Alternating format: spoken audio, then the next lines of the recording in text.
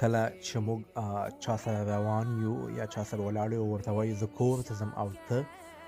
موږ وایو که نه سره زه کور ته ځم او ته دغه جمله په الماني ژبه داسې وایي ich gehe nach Hause und du ich gehe nach Hause und du زه ځم کور ته او ته د مثال په طور زه ورته وایم زه کتابتون ته ځم کتابتون مطلب کوم دی کې چې کتابونه وي دغه جمله په الماني ژبه داسې وایو ich gehe zur Bibliothek ich gehe zur Bibliothek یعنی زه کتابتون ته ځم یو بله جمله وایو یا اصطلاح وایي څومره ښه موږ وایو که نه پښتو کې څومره ښه صفت کوو اکثره دغه جمله په الماني ژبه څنګه وایو تاسو کولی شئ په کمنټونو کې ولیکئ چې نور هم زده کړي او ستاسو